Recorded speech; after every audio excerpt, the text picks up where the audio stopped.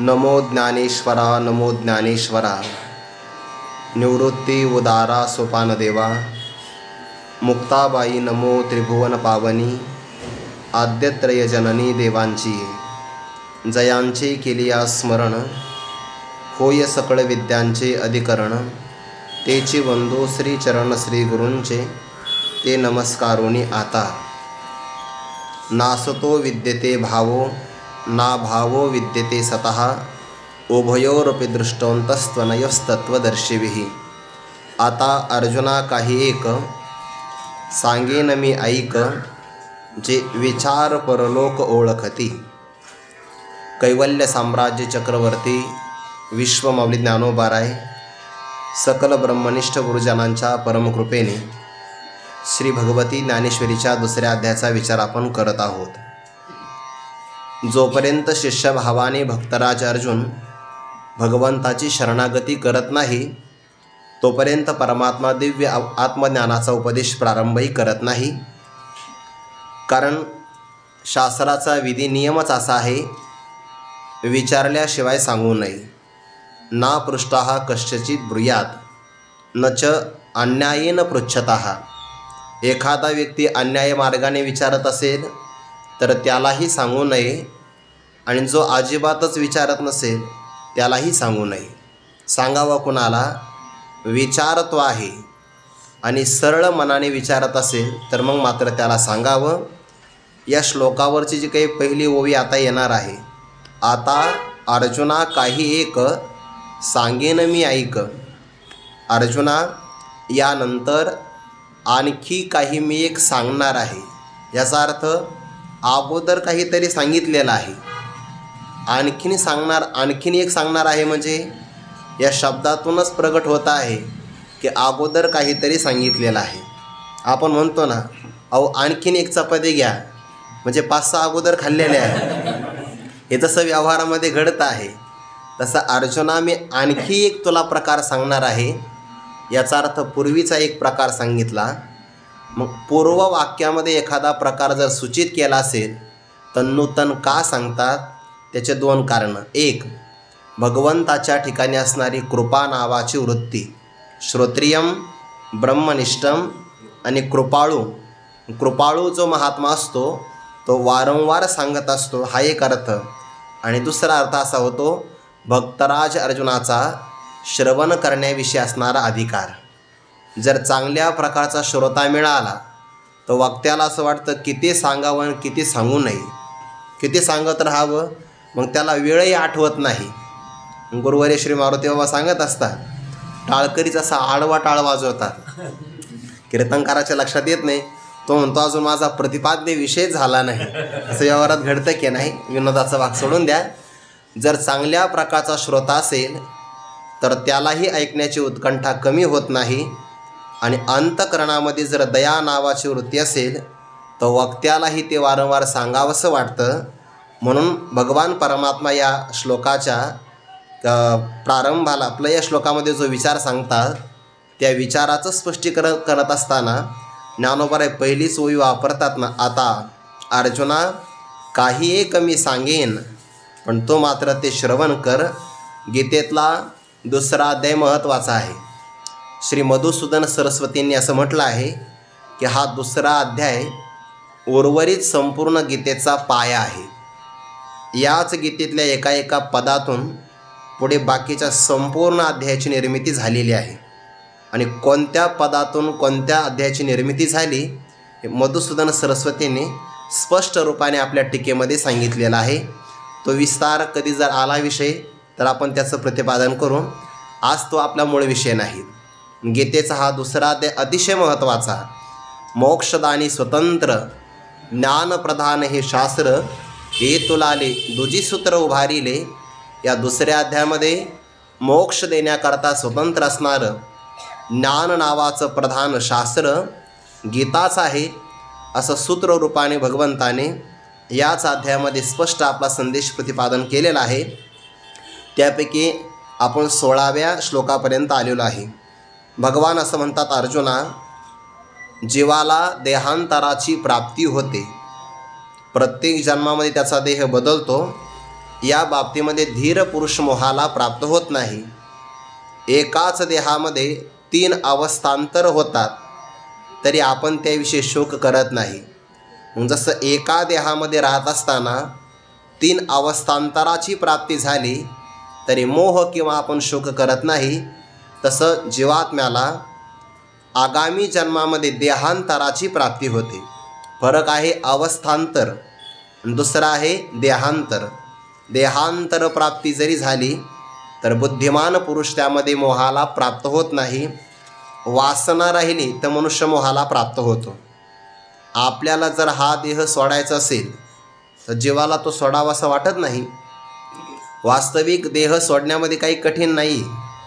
जसं की आपल्याला हा देह आज प्राप्त झाला, या देहामध्ये प्राप्ती झाल्याबरोबर आपण सगळं मागचं विसरलो की नाही? काहीच आठवत नाही आपल्याला. आपल्या त्या देहामध्ये नातेवाईक किती होते किंवा आपण किती पैसा कमवला होता, तो आपल्या पाठीमागे कोणी वाटला का तसाच राहिला, याचा आपला काही विचार आज आहे का? ज्या अर्थी आपल्याला हा देह प्राप्त झाला याचा अर्थ मागे आपण देह सोडलेलाच आहे. मागे सोडला म्हणूनच हा मिळाला आणि हा सोडल्याशिवाय पुढचाही मिळणार नाही. जसा मागचा आपण सहजगत्या सोडला तसा भविष्य काळामध्ये हाही सोडावाच लागणार आहे. ज्ञानी पुरुष या बाबतीमध्ये मोहाला प्राप्त होत नाही. जे मोहाला प्राप्त होतात ते मात्र अज्ञानी असतात. नवीन कपडे परिधान करायला काय अडचण आहे? काहीच वाटत नाही आपल्याला. आता गुढीपाडव्याचा सण येणार आहे, नवीन कपडे परिधान करतो की नाही? जैसे जीर्ण वस्त्र सांडीचे मग नूतन वेडीचे, तैसे देहांतराती स्वीकारीजे चैतन्यनाथे. तसा चैतन्यनाथ म्हणजे जीव, जीवात्मा नूतन देहाला स्वीकार करतो आणि मागचा देह सोडतो.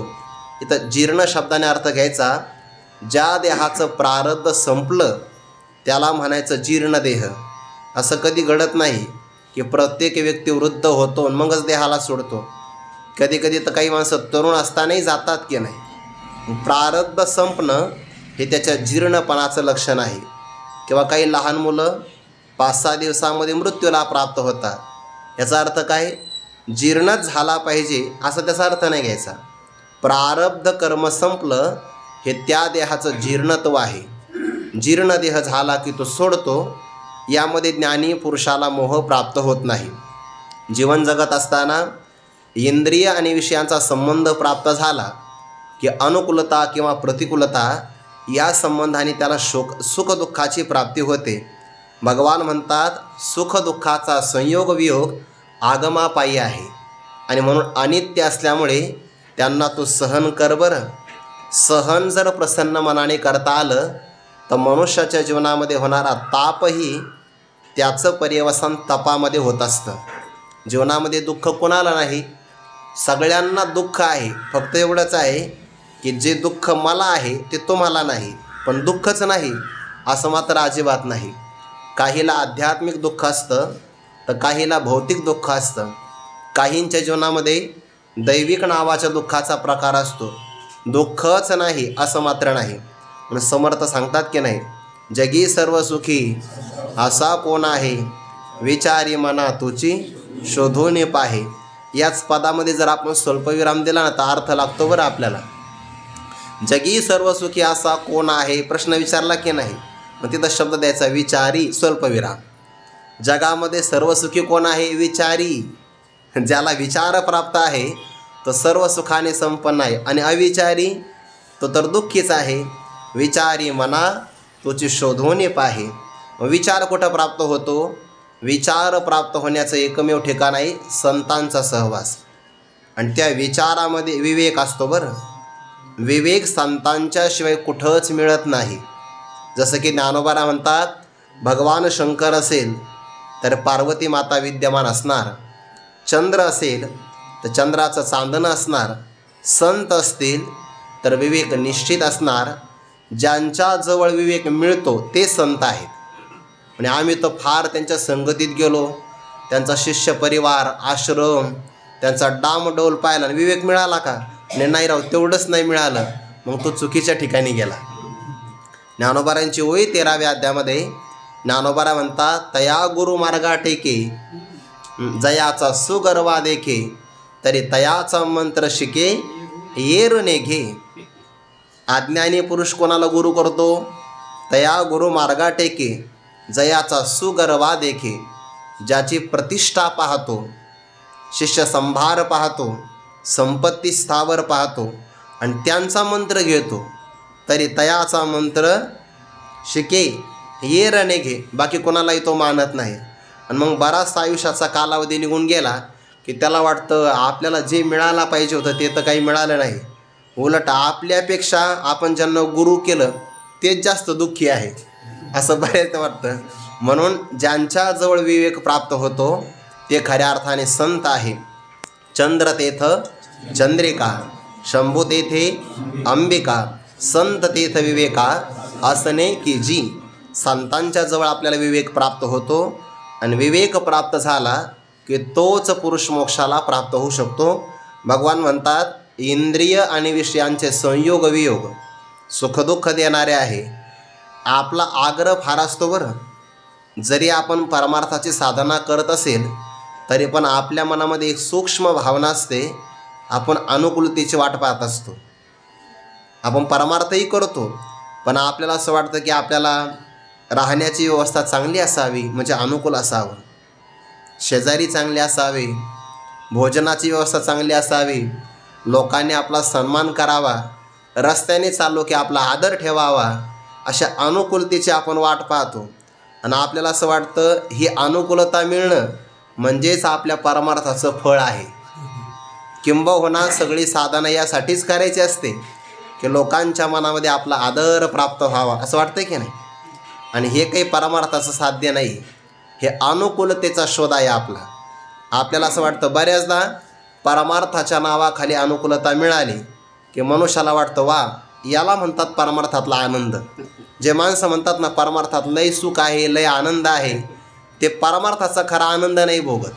ते परमार्थाच्या नावाने मिळणारा अनुकूलतेचा आनंद भोगतात. मग सप्त्याला गेला तर लोक पाय धुतात, गळ्यामध्ये हार घालतात, जेवण झालं की दक्षिणा देतात. हाच परमार्थाचा आनंद आहे असं वाटतं की नाही त्याला? अरे हा परमार्थाचा आनंद नाही. परमार्थामध्ये सुखी संतोषानं यावे, दुःखी विषादानं भजावे. भाव काय सांगायचा आहे? आपण सूक्ष्म रूपाने अनुकूलतेच्या शोधामध्ये राहतो आणि त्या अनुकूलतेमध्ये गुरफटला की त्याला परमार्थ करता येत नाही. आणि थोडीशी प्रतिकूलता आली की त्याला असं वाटतं काय देवा, मी एवढी साधना करतो पण अजूनही देवाचं माझ्याकडं लक्षच नाही आहे. अरे देवाचं ज्याच्याकडं खरं लक्ष असतं ना, देव त्याला संसारच करू देत नाही. देव भक्ता लागी करुणे दे संसार, अंगे वारावार करून ठेवी. प्रतिकूलता जेवढ्या येतील समजून घ्यावं देवाची इच्छा आहे, आपण परमार्थाकडे वळावं. त्याशिवाय देव आपल्याला प्रतिकूलता पाठवतच नाही. भगवंतांनी तुकोबाराच्या चरित्रामध्ये इतका मनाशी विचार केला. तुकोबारांना फार अपयश आलं. कोणताही व्यवसाय करावा अपयशच, संसार तर नेटका करायचा आहे, अपयश आलं. तुकोबारा नवीन प्रयत्न करतात आणि भगवान परमात्मा नवीन नवीन प्रतिकूलता देतात. बघू म्हणे नेटका संसार किती दिवसापर्यंत करणार आहे तुकोबारा. आणि संसारासाठी यांना पाठवलंच नाही ना, यांना पाठवलं कशासाठी आहे? परमार्थासाठी. म्हणून प्रतिकूलता जेवढ्या जीवनामध्ये आगमन करतील समजून घ्यावं ईश्वराची इच्छा आहे की आपला अंतर्मुखतेनं परमार्थ घडला पाहिजे. म्हणून तर परमात्मा आपल्याला अनुकूलतेमध्ये रममान होऊ देत नाही ना. त्यातून बाहेर काढण्यासाठी ज्या दुःखाच्या ठेसा लागतात ना आपल्याला, देवाची इच्छा असते आपण परमार्थ करावा. म्हणून प्रतिकूलता सहर्ष मनाने स्वीकार करता आली पाहिजे.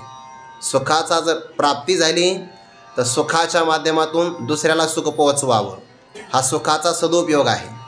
आणि जर दुःख आलं तर अंतर्मुख व्हावं, हा दुःखाचा उपयोग आहे. दोन्हीचाही वापर करता आला पाहिजे. आली प्रतिकूलता तर आली, प्रसन्नता पुरुषाची भंग पावली नाही पाहिजे. देखे अखंडित प्रसन्नता, आथिजेथ चित्ता, ते तरिगणे नाही समजता संसार दुःखा. आपली प्रसन्नता उपचाराने असते म्हणून आपली प्रसन्नता खंडित असते. खंडित जरी आपण अखंड हरिनाम सप्ताहाला गेलो तरी खंडित आहे. अखंडित प्रसन्नता पाहिजे, ज्यामध्ये मान अपमान, सुख दुःख, लाभ हानी, जय पराजय, अनुकूलता प्रतिकूलता काही जरी आलं तर प्रसन्नता ढळता कामा नये. आणि ज्याच्या चेहऱ्यावरची प्रसन्नता कोणत्याही काळामध्ये कमी होत नाही, समजून घ्यावं तोच व्यक्ती खऱ्या अर्थाने पारमार्थिक किंवा आध्यात्मिक आहे. म्हणून भगवान सांगतात ना 15व्या श्लोकामध्ये, यम ही न व्यथयन्ते ते पुरुषम पुरुषर्षभ समदुःख सुखम धीरम समृतत्वाये कल्पते. ज्या पुरुषाला इंद्रिय आणि विषयाचे संयोग वियोग कोणत्याही प्रकारची पीडा निर्माण करू देत नाही, जो सुखाला आणि दुःखाला समान समजतो, म्हणजे सुखाचा हर्ष नावाचा विकार आणि दुःखाचा विषाद नावाचा विकार ज्याच्यामध्ये होत नाही, त्याला म्हणतात सम दुःख सुखम. किंवा दुसरा एक अर्थ होतो, सम शब्दाचा अर्थ आहे ब्रह्म.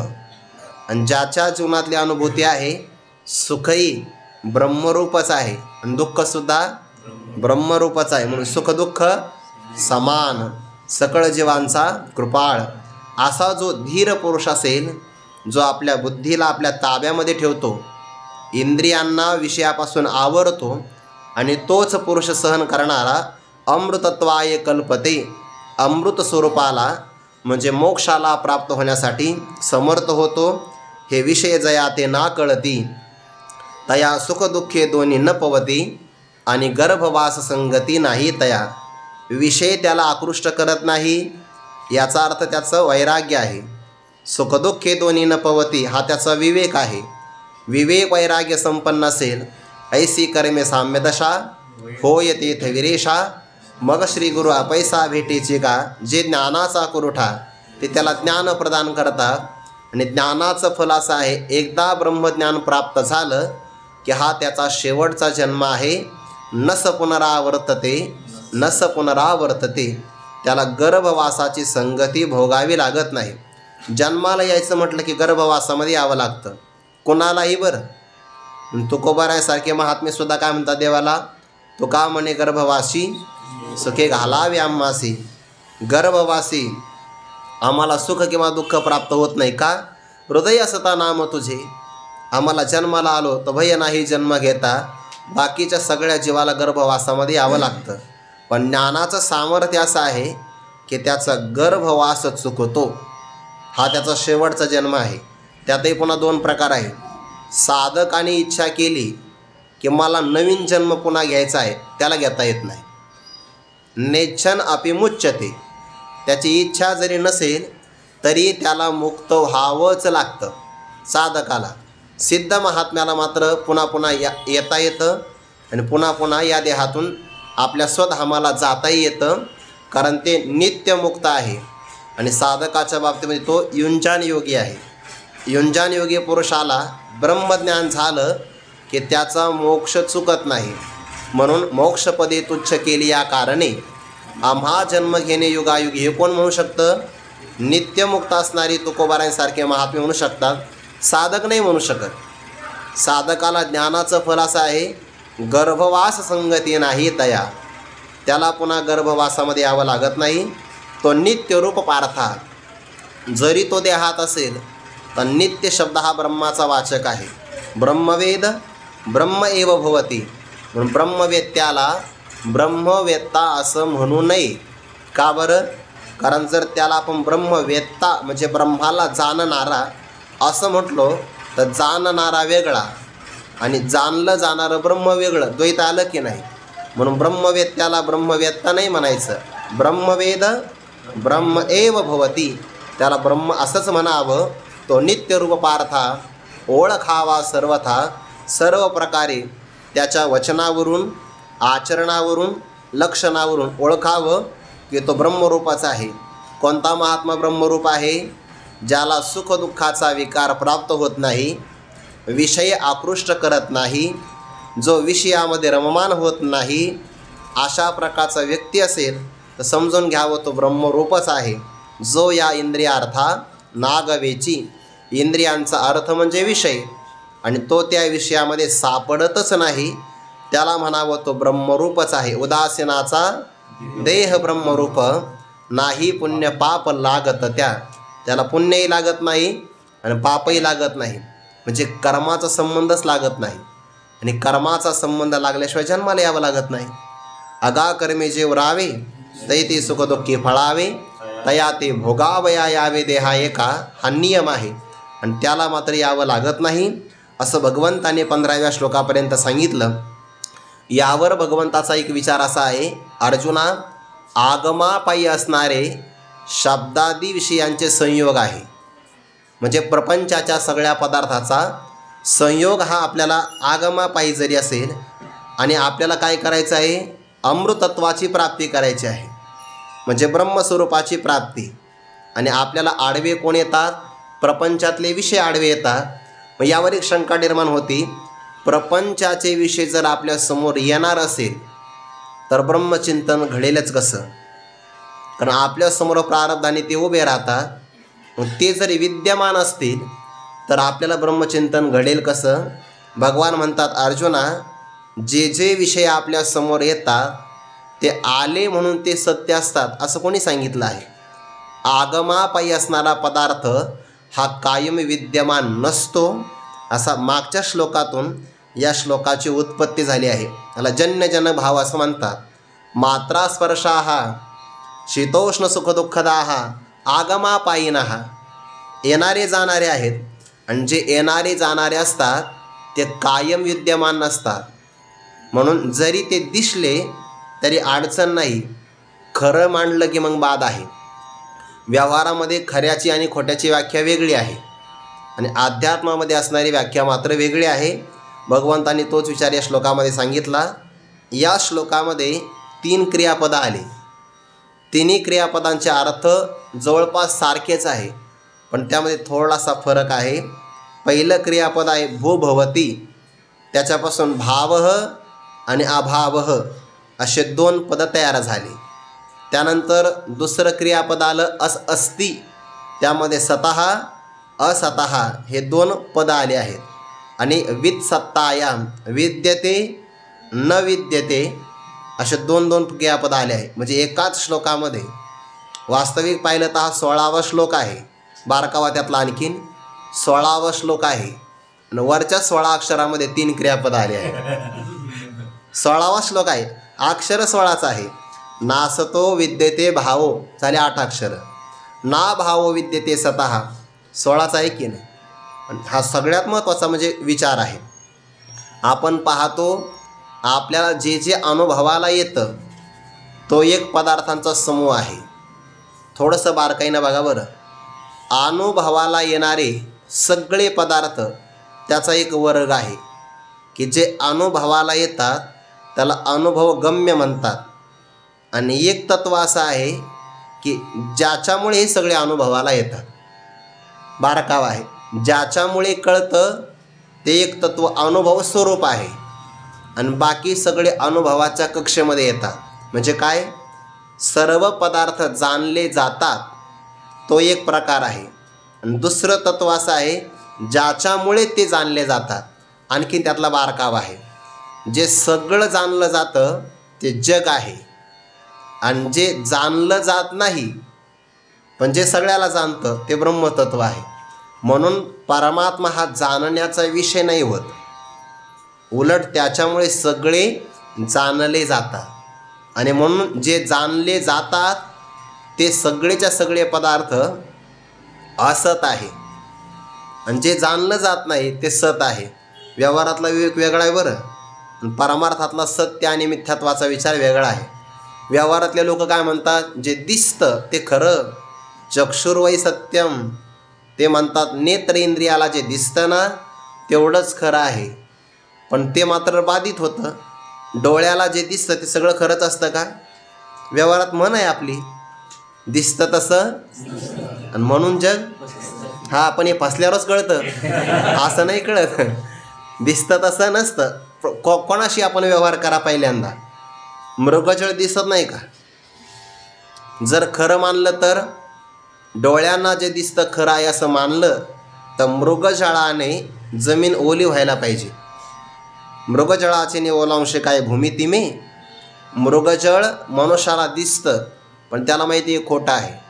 हरणाला खरं वाटतं आणि सूर्याला ते माहितीच नाही.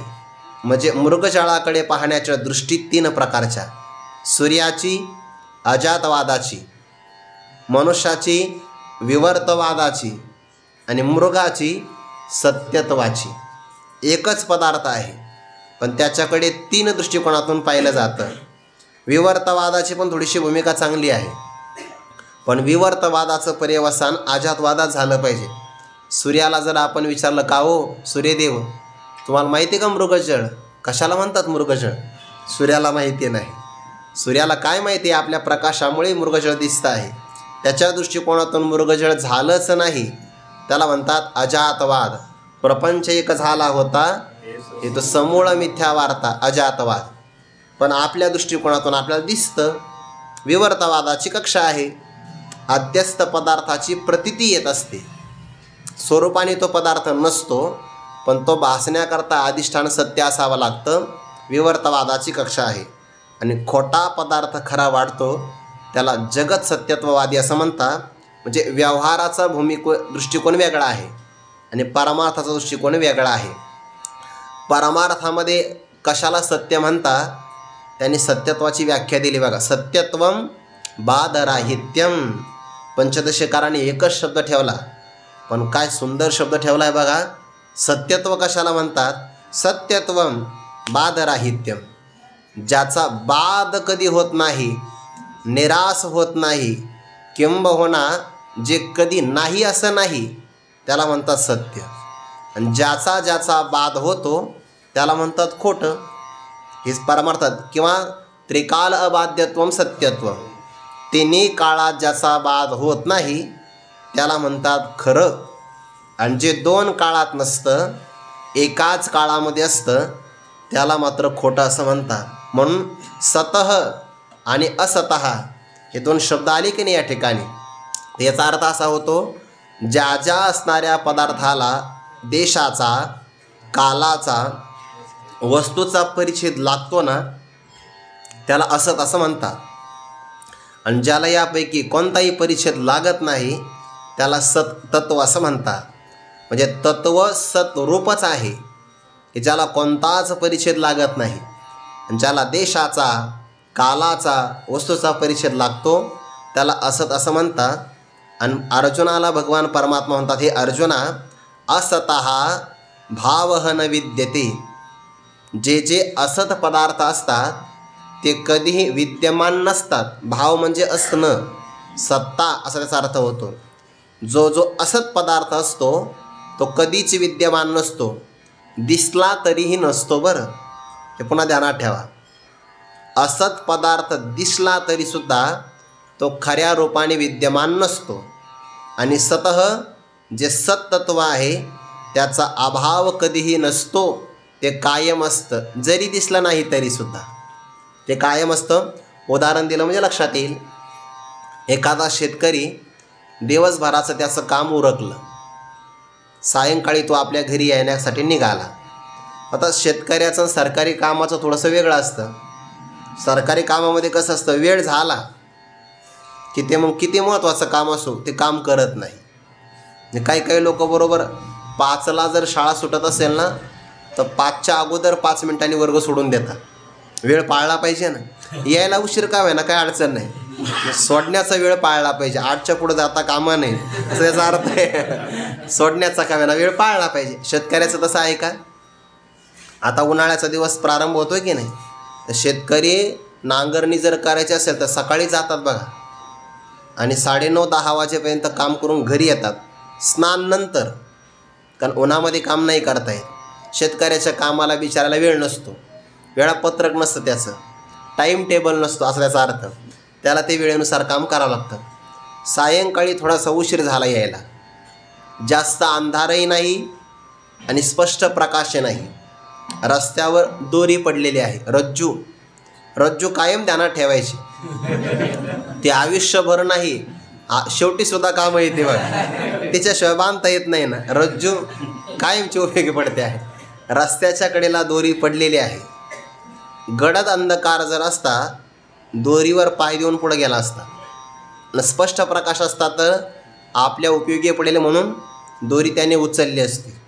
स्पष्ट प्रकाशही नाही, गडद अंधकारही नाही.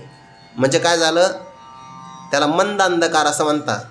आणि मंद अंधकारामध्ये सामान्य ज्ञान असतं, विशेष रूपाचं अज्ञान असतं. इथे काहीतरी आहे, सामान्य ज्ञान. रज्जूच आहे असं ज्ञान नाही, विशेष रूपाने अज्ञान. सामान्य ज्ञान आणि विशेष रूपाचं अज्ञान भ्रमाला कारण ठरतं. रज्जू पडली होती, त्यावर सर्पाचा भ्रम झाला. मला सत आणि असत सांगायचं आहे. आता भ्रम झाला आणि तो पळू लागला. पडला, समोरच्या एका माणसाला दया आली. त्याने कंदिलाच्या प्रकाशामध्ये सांगितलं, का पळतोय? अहो तुम्ही जाऊ नका त्या रस्त्यावर.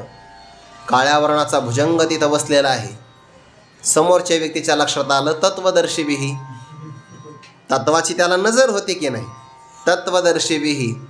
त्याने अंतहा, अंत म्हणजे निर्णय, दृष्टहा, त्याने यांचा निर्णय जाणलेला होता. त्याने सांगितलं, तू पळतो आहे कशासाठी? सर्प तिथं नाहीच. का बरं?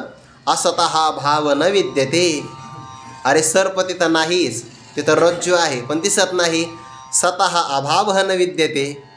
सत्तत्वाचा अभाव कधी नसतो आणि असत पदार्थाचा भाव कधी नसतो. भाव म्हणजे असणं आणि अभाव म्हणजे नसणं. खोट्या पदार्थाचं अस्तित्व कधीच नसतं आणि खऱ्या पदार्थाचा अभाव कधीच होत नाही. जीवनातले हे दोन सिद्धांत आपल्या मनी मानसी कायम असावे. ज्यांचा अभाव होणार आहे समजून घ्यावं ते खोटं आहे, आणि जे कायमचं राहणार आहे ते सत्तत्व आहे. मग आपण आपल्या जीवनामध्ये कोणाची प्राप्ती करतो आहे? असत पदार्थाची प्राप्ती करतो आहे की सत पदार्थाची प्राप्ती करतो आहे? सत पदार्थाची, तत्वाची प्राप्ती करत असेल तर आपला प्रवास एकदम बरोबर आहे. आणि बाकीच्या लोकांप्रमाणे आपल्यालाही वाटत असेल की जगातले पदार्थ काहीतरी आपण प्राप्त करावे, तर मग आपली असत पदार्थाच्या पाठीमागची प्रवृत्ती आहे. आपण म्हणायला आध्यात्मिक साधक आहोत, पण आपला हेतू मात्र वेगळा आहे. किंबहुना ऐसे भजन ते संसाराचे साधन, एर फळ भोगतो स्वप्न नाव भरी दिसे. दृष्टांत तो राहिला पूर्ण करायचा. त्याने सांगितलं, अरे तिथं सर्प नाही, तुला भ्रम झाला. कंदिलाच्या प्रकाशातून त्याने ज्ञान करून दिलं. कोणाचं ज्ञान झालं? रज्जूचं रज्जू रूपाने ज्ञान झालं. आता ज्या काळामध्ये त्याला रज्जूचं रज्जू रूपाने ज्ञान झालं त्या काळात सर्प आहे का? त्या काळामध्ये सर्प नाही. बरं, सर्प उत्पत्तीच्या पूर्वी तरी होता का? नाही. ज्ञानानंतर राहिला का? फक्त मधल्या काळात दिसला तेव्हाच होता ना, तेव्हाही नव्हता. सर्पाचा त्रैकालिक अत्यंताभावाचा निश्चय आहे. पण ज्या काळामध्ये आपल्याला सर्पाची प्रतीती आली त्या काळात रज्जू होती का नव्हती? होतीच, फक्त कळाली नाही. जर रज्जू नसती तर सर्पाची प्रतीतीसुद्धा आली नसती. म्हणजे सर्प प्रतीतीच्या अगोदरही रज्जूच होती. सर्पाचा नाश झाला ज्ञानाने, तेव्हा रज्जूच राहिली. आणि जेव्हा सर्प भासला तेव्हासुद्धा रज्जूच होती. म्हणजे व्यवहारातलं अधिष्ठान असणारे रज्जू कोणत्या काळात होती? तीनही काळामध्ये होती. आणि सर्प कोणत्या काळात होता? फक्त प्रतीतीला येणाऱ्या वर्तमान काळातच होता. हाही आपला भ्रमच आहे. तेव्हाही तो नव्हता. म्हणजे याचा अर्थ काय? जे तिन्ही काळामध्ये बाधित होत नाही त्याला सत्य म्हणतात. सत्यत्वम त्रिकाल अबाध्यत्वम. तिन्ही काळात बाध होत नाही, म्हणून पारमार्थिक भूमिकेतून नाही, व्यावहारिक अंगाने रज्जू खरी आहे. आणि खरा विचार केला तर रज्जूचं अधिष्ठान चैतन्यच खऱ्या अर्थाने आहे. म्हणून भगवान म्हणतात की अर्जुना, जो जो पदार्थ देश, काल आणि वस्तूने परिच्छेदाला प्राप्त होतो त्याला असं म्हणतात. देहाकडे परिच्छेद लागतात बघा. आपला देह आहे ना, याला देश परिच्छेद लागतो, म्हणजे देशाने मर्यादित होतो. समजा हा देह या व्यासपीठावर आहे, इथे आहे का? या चटईवर नाही, म्हणजे या देशात नाही, या देशात आहे. मूर्त आहे ना, आकाराला आला आहे. जो जो पदार्थ मूर्त रूपाने प्रगट होतो, उत्पन्न होतो, त्याला पहिल्यांदा देश परिच्छेद लागत असतो किंवा त्याला काल परिच्छेद लागतच असतो, कारण तो उत्पत्तीच्या पूर्वी नव्हता. म्हणजे या देहाला देश परिच्छेद लागला म्हणजे देशाने याचा नाश झाला आहे. काल परिच्छेद लागला उत्पत्तीच्या पूर्वी नाही, मृत्यूनंतर राहणार नाही, म्हणजे काल परिच्छेदही लागला आहे. आणि वस्तू परिच्छेद, हा देह फक्त इथेच आहे, या दोन्ही क्षेपकामध्ये याचं अस्तित्व नाही, म्हणजे वस्तूने परिच्छिन्न झाला. मग ज्या ज्या पदार्थाला देशाचा, कालाचा आणि वस्तूचा परिच्छेद लागतो त्याला असत असं म्हणतात. आणि जो जो असत असतो, असत हा भाव न विद्यते, असत पदार्थाचा भाव, सत्ता, विद्यमानता, अस्तित्व कधीच नसतं, फक्त ते प्रतीतीला येतं. प्रतीतीला आलं म्हणून त्याला खरं मानायचं नसतं. रज्जूवर सर्प दिसला, खरा नाही आहे. स्वप्न भासलं, खरं नाही आहे. तसं जागृतीमध्ये दीर्घ स्वप्न पाहिलं तरी खरं नाही. जागृतीमध्ये आपण व्यवहार करतो, हा व्यवहार स्वप्नामध्ये आहे का? नाही. बरं, स्वप्नातला व्यवहार जागृतीत आहे का? नाही. आणि जागृती स्वप्नातला व्यवहार सुषुप्तीमध्ये आहे का? बरं, जाऊ द्या. जागृती, स्वप्न आणि सुषुप्ती समाधीमध्ये आहे का? लागू देऊ नका, कारण पाठ ऐकायचं म्हणलं की समाधी उपयोगाची नाही. म्हणजे जागृती स्वप्नात नाही, स्वप्न सुषुप्तीमध्ये नाही, जागृती स्वप्न सुषुप्तीमध्ये नाही, आणि तिन्ही अवस्था समाधीमध्ये नाही. पण या अवस्थांचा अनुभव घेणारा मी कायमचा आहे. सत जागृतीमध्ये मी आहे की नाही, आपला अनुभव आहे. जागृतीमध्ये मी आहे. स्वप्न पाहिलं तर स्वप्नामध्ये सुद्धा मी आहे. बरं, आपल्याला गाढ झोप लागली तेव्हा आपण आहे की नाही? खरं सांगायचं, आपण आहे. फक्त आपण आहे याची जाणीव आपल्याला तिथं होत नाही. पण नाही असं म्हणायची सोय नाही. बरं, आपला अनुभव आहे. जागृतीला जेव्हा आपण येतो तेव्हा आपण काय म्हणतो? सुखम अहम, अहम आलाय बघा. सुखम अहम अस्वाप्सम न किंचित अवेदिशम. मी सुखाने झोपलो होतो, मी काहीच जाणत नव्हतो. काहीच न जाणणं हे अज्ञान, जाणल्याशिवाय सांगता येत नाही. आणि सुखाचा त्याला अनुभव आहे. अनुभव आहे म्हणजे त्याला स्मृती आहे. जागृतीमध्ये त्याला स्मृती होते, स्मरण होतं ना, मी सुखाने झोपलो होतो, काहीच जाणत नव्हतो. आणि जी स्मृती असते ना, ती अनुभव पूर्विका असते. स्मरण अनुभवाशिवाय होत नसतं. गुरुवर्य श्री मारुती बाबा उदाहरण सांगत असतात. म्हणजे स्मरण अनुभवाने कसं होतं, आठवला दृष्टांत म्हणून सांगताय. गुरुनाम गुरु श्री मामासाहेब दांडेकर पुण्याला गेलेत, आणि त्या काळातले संस्थेतले विद्यार्थी नेले जेवणासाठी. श्रीमंत असणाऱ्या एका व्यक्तीने आंबे रसाची पंगत केली, इतकी सुंदर. त्या आळंदीच्या विद्यार्थ्यांचा आहे ना, फक्त आकारावरून अंदाज लागत नाही, लावूच नाही. सगळे अंदाज चुकीचे होऊन जातात. हवामान खात्याचाही ना आपल्या आळंदीचा आहे, लागतच नाही बघा अंदाज. ते आपले विद्यार्थ्यांनी सांगितलं एका भाविकाला आम्ही जेवायला येणार आहे. मग त्यांनी विचारलं, बा तुम्ही किती जण येणार आहे? म्हणजे आम्ही 11 जण येणार आहे. आता पुण्यामध्ये सगळ्या लोकांची भावना असते की आपल्याकडे एकतरी वारकरी जेवायला पाहिजे. तर हे धर्मशाळेतून निघताना 11 निघाले. पण मग आता रस्त्याला काही लोक भेटले आणि विनंती करतात, आमच्याकडे एक वारकरी जेवायला चला. पुण्यातल्या लोकांची भावना असते. ज्यांचा परिचय होता तिथे 5च पोचले, 6 जण राहिले ना. त्या बाईला चिंता पडली. ते बाई म्हणे, का हो? म्हणे, हे तुम्ही तर 11 जण सांगितले आणि 5च आले. झालं की नाही? असं होतं की नाही? सांगितले की ते 11, मी 11 जणांचा स्वयंपाक केला आणि आले 5. ते म्हणे, बाई तुम्हाला अडचण काय आहे? स्वयंपाक फक्त संपवायचा आहे ना, ते काम आम्ही 5ही करू शकतो. अंदाज लागत नाही आपल्या विद्यार्थ्यांचा, होतं की नाही? असं नाही अंदाज लागत. दृष्टांत कशा करता सांगत होतो आपण, ते विसरलो बघा मी मुख्य. हा, स्मृती. हां, तुम्हाला स्मृती आली, बरं झालं, माझी गेली होती. स्मृती अनुभव पूर्विका असते. मग त्या आळंदीकरांच्या विद्यार्थ्यांचा अंदाज लागत नाही. मग त्या श्रीमंत सावकाराने आंबे रसाची पंगत केली, भरपूर जेवले विद्यार्थी. मग तो भाविक होता आणि त्याने सांगितलं, मामासाहेब पुढच्या वर्षी पण या बरं. ते एका विद्यार्थ्याने ऐकलं. तो मला ही तारीख लिहून ठेवावं लागेल आपल्याला, पुढच्या वर्षी चुकता कामा नाही. पुढच्या वर्षीसुद्धा पुन्हा तो विद्यार्थी तिथंच गेला जेवायला. सावकाराने भरपूरही ते अन्नपदार्थ वाढले आणि तेवढ्यात त्या विद्यार्थ्याला स्मरण झालं. तोने रस खूप सुंदर झाला. पण मागच्या वर्षी सारखा नाही झाला. गुरुवारी मामासाहेबांनी सांगितलं, मागच्या वर्षी तू रस खाल्ला होता, यावर्षी रसाने तुला खाल्लं. दृष्टांत संपला माझा. स्मृती जी होते ना, ते अनुभव पूर्विका होत असते. मी सुखाने झोपलो होतो, मी काहीच जाणत नव्हतो, हा आपला जो अनुभव आहे ना झोपेतला, त्याही काळामध्ये मी होतो. म्हणजे आपण कोणत्या काळात नाही? जागृतीमध्ये आपला अभाव आहे का? नाही. अभाव म्हणण्याचं कारण नाही. जागृतीमध्ये एखादा मला का हो मी आहे की नाही थोडं तपासून पहा बरं. लोक म्हणजे तुला इथं नाही तपासता येणार, इकडे जावं लागेल तुला.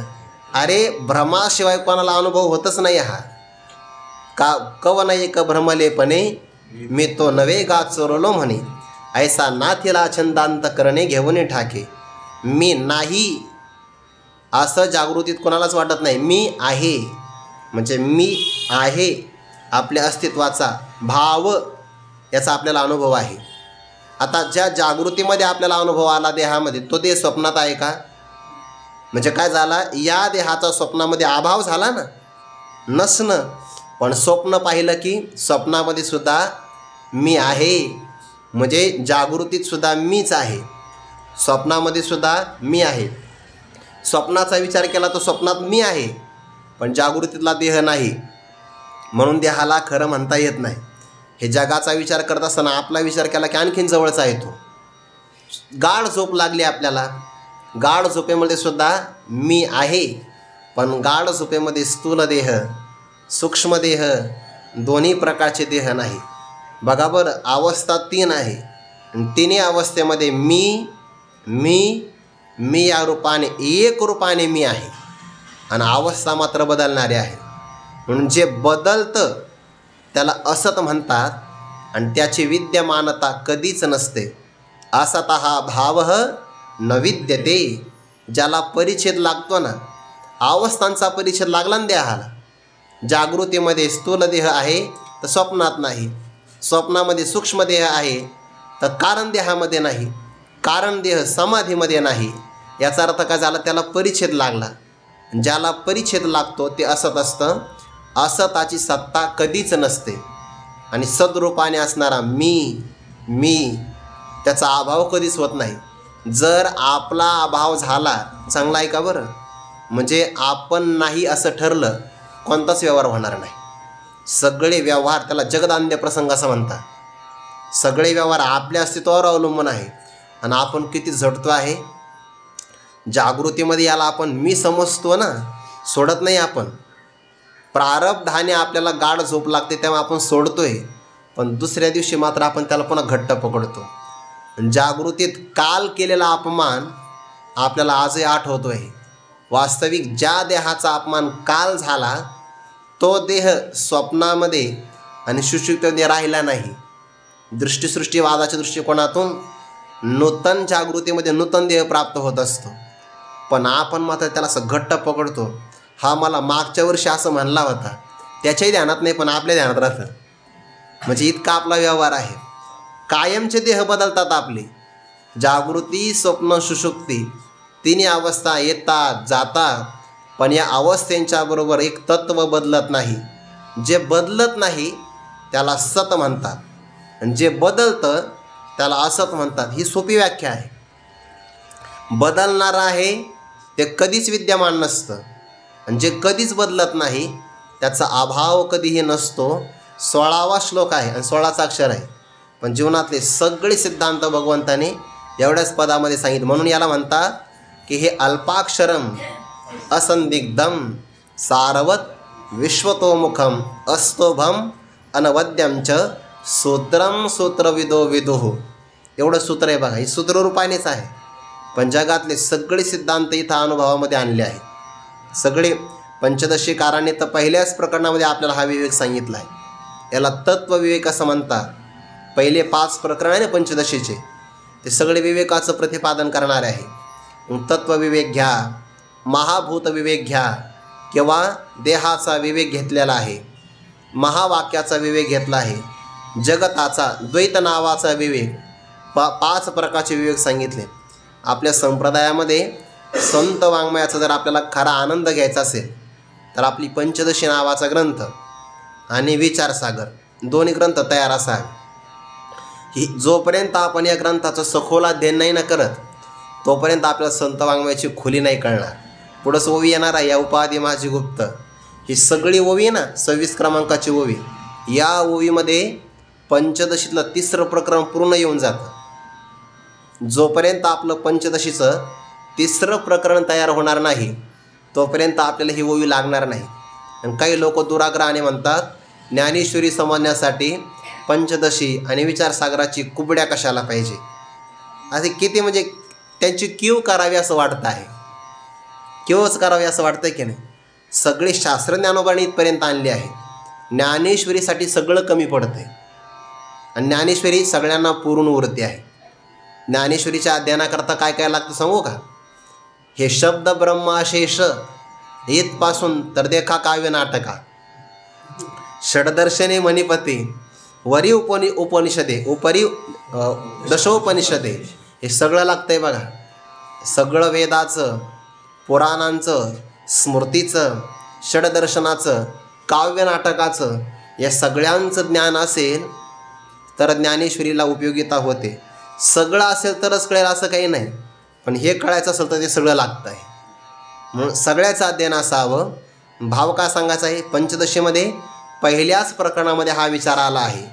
ज्याला ज्याला परिच्छेद लागला, देशाचा, कालाचा, वस्तूचा परिच्छेद लागला की तो असणारा पदार्थ असत असतो आणि असत पदार्थाची सत्ता कधीच नसते, फक्त ती एका काळामध्ये अनुभवाला येते. दिसतं म्हणून हानी नाही, दिसलेलं खरं मानणं म्हणून हानी आहे. प्रपंच दिसला म्हणून हानी नाही आहे, प्रपंचाला खरं मानलं की मग हानी आहे.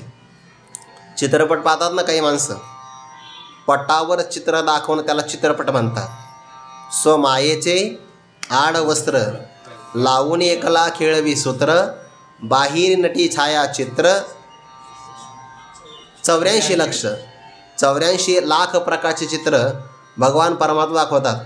स्वतःची माया हा पट आहे आणि 84 लाख प्रकारचे चित्र, जगत हे देवाचं चित्रपट आहे. चित्रपट दिसतो की नाही आपल्याला, पण दिसला तर काही माणसं त्याच्याशी एक रस होतात बघा, तन्मय होतात. आणि मग रावण आला जानकी मातेचं अपहरण करायला आणि जो त्या प्रसंगात उतरलेला आहे तिथपर्यंत तर तो पायातला जोडा काढतो आणि रावणाला फेकून मारतो. नंतर कळतं पट फाटला, असं होतं की नाही. आणि काही माणसं फक्त मनोरंजन म्हणून पाहतात. जगत दिसलं म्हणून हानी नाही, जगताला सत्य मानलं म्हणून हानी आहे. संत महात्म्यांना जगत दिसत नाही का, दिसतं. सगळे व्यवहार आपल्यासारखे होतात, फक्त आपल्याला खरं वाटतं आणि त्यांना खोटं वाटतं. मग मी व्यवहारी असे न वर्तत, जेवी चाळात पद्मपत्र, देखोनी न देखे प्रपंच हा दृष्टी, स्वप्नीची या सृष्टी चैल्या जेवी. काय तुकोबारांची अपेक्षा आहे, तो का म्हणे ऐसी झाली या वाचून. असं जोपर्यंत होत नाही परमार्थामध्ये तोपर्यंत सगळा शीनच आहे. ह्या अपेक्षा असाव्या. म्हणून जो पदार्थ परिच्छेदाने ग्रस्त आहे त्याचं अस्तित्व कधी नसतं म्हणे. मग जर परिच्छेद लागल्यामुळे मिथ्या पदार्थ जर खोटा आहे आणि मिथ्या पदार्थामध्ये अधिष्ठान कुठं दिसतंय, दिसत नाही म्हणून असं नाही म्हणता येत. स्वतः अभावह न विद्यते, सत्तत्वाचा अभाव कधीच नसतो, ते तिन्ही काळामध्ये असतं. म्हणून तर उपनिषदामध्ये एक प्रमाण आलं आहे बघा, सदैव सौम्य इदम अग्रे आसीत एकमेवाद्वितीयम. प्रमाण आलं की नाही, सदैव आसीत एकमेवाद्वितीयम ब्रह्म, ते सत होतच.